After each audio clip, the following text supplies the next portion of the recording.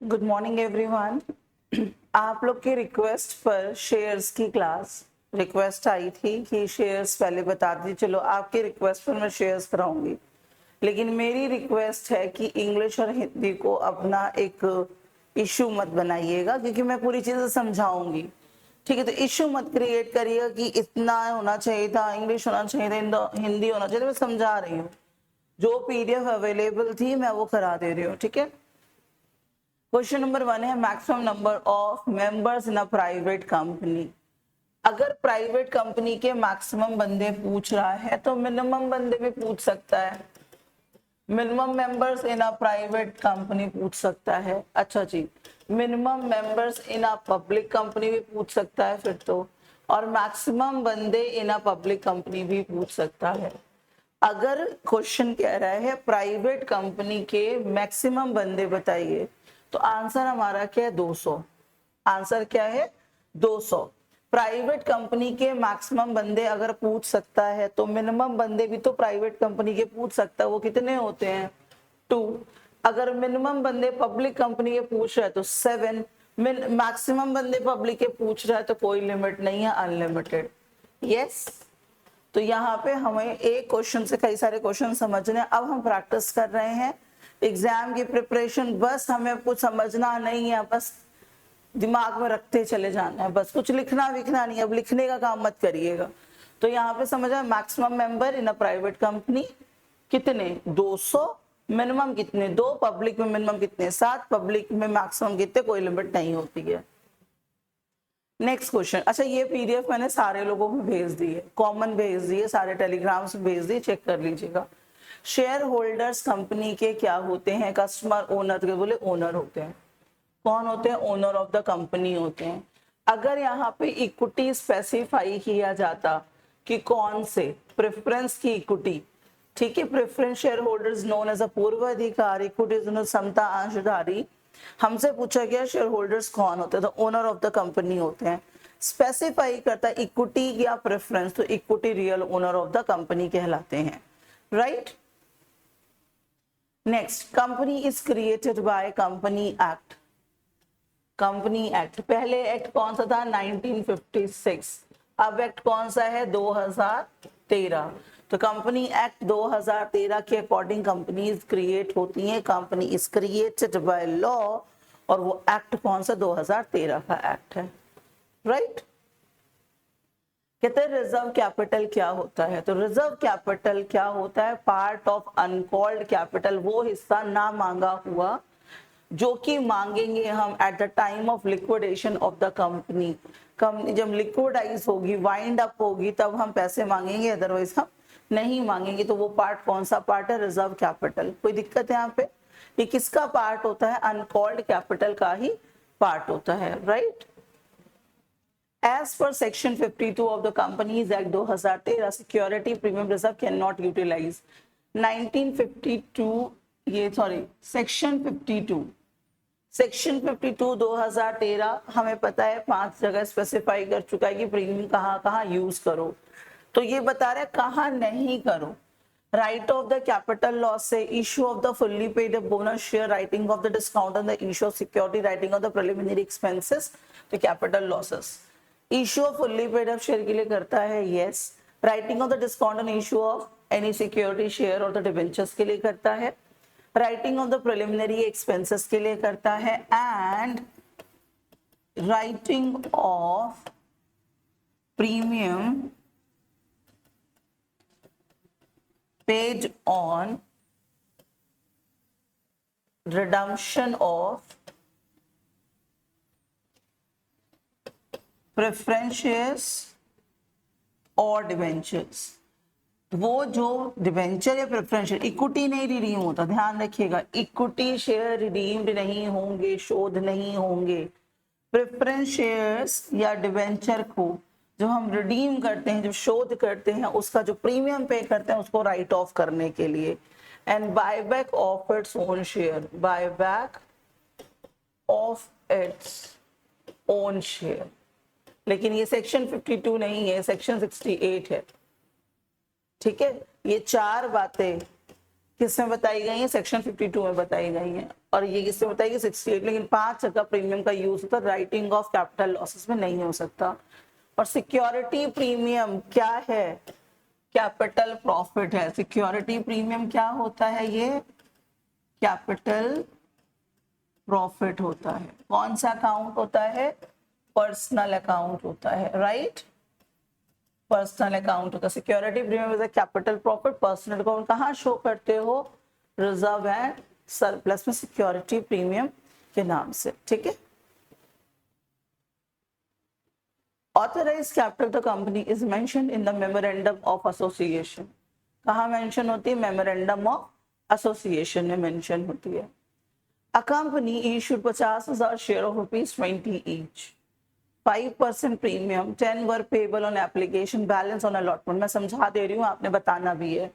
एक कंपनी ने 50,000 अंश इशू किए हैं जो कि ₹20 ईच है, 5% प्रीमियम के साथ। ₹10 पेबल है एप्लीकेशन, और जितने बैलेंस बचेगा सब अलॉटमेंट में। तो अलॉटमेंट में कितना पैसा? अब मैंने आपको बताया है, मैंने भी बताया, और अरुण सर ने एप्लीकेशन में प्रॉपर शेयर की क्लासेस ली हैं, और सर ने बताया है कि जब प्रीमियम स्पेसिफाई नहीं करता कि वो किसके साथ हम मांगेंगे, तो माना चाहता है वो किसके साथ है? अलॉटमेंट के साथ। प्रीमियम किसी के साथ भी आ सकता है। क्वेश्चन को समझिएगा पहले। क्या प्रीमियम से अलॉटमेंट के साथ मांग सकते? जी नहीं। प्रीमियम एप्लीकेशन पे भी हो सकती है, कॉल पे भी हो सकती है, अलॉटमेंट में भी हो सकती है। लेकिन जब क्वेश्चन कुछ नहीं कहेगा, साइलेंट होगा, तो किसके साथ माना जाता है? अलॉटमेंट के साथ, ठीक है। तो ₹10 ₹20 ईच का था शेयर, 5% का प्रीमियम है, ठीक है। 5, तो यहाँ पे कितने रुपीस का प्रीमियम है? ₹1 का। कोई दिक्कत यहाँ पे? ₹1 का 20 रुपीज की कोई चीज है, ₹1 का प्रीमियम है, कितने की पड़ गई? 21 की। एप्लीकेशन कितने रुपीस का है? 10 रुपीज का। कितने रुपीस बचे? 11 रुपीस के हिसाब से हम किस में मांगेंगे? अलॉटमेंट में मांगेंगे। शेयर्स कितने हैं? 50,000 शेयर्स। कितने हो गए? 550। कोई पंगा? ₹20 की कोई चीज है, ठीक है, ₹20 की है, उसमें 5% का क्या है? प्रीमियम है। तो 5% का जब प्रीमियम है तो ₹1 का प्रीमियम हुआ। ₹20 is the face value, ₹1 is the premium का value.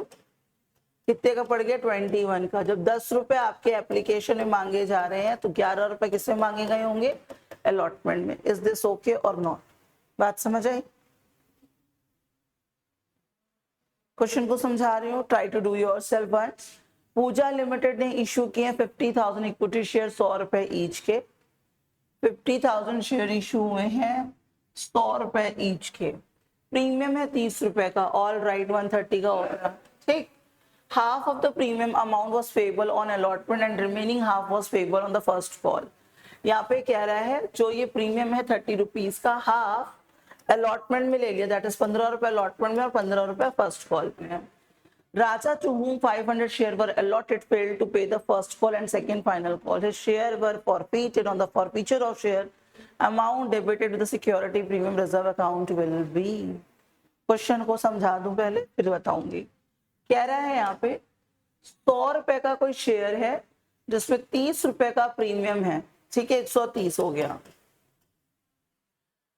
Half of the premium का अमाउंट पेबल ऑन अलॉटमेंट, ₹15 का payable on allotment and ₹15 payable on first call, ठीक है।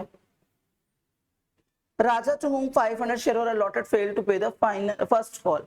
फर्स्ट कॉल पे करने से वो रह गया, तो जब फर्स्ट कॉल नहीं पे हुआ, इसका मतलब ₹15 भी नहीं पे हुआ, right. And final his share were forfeited. Forfeiture of share amount debited with the security premium reserve में कितना आएगा? तो 500 शेयर्स को ₹15 के हिसाब से नहीं पे किया, तो दैट विल बी 7500। कितना आएगा? 7500 से सिक्योरिटी प्रीमियम क्या हो जाएगा? डेबिट हो जाएगा।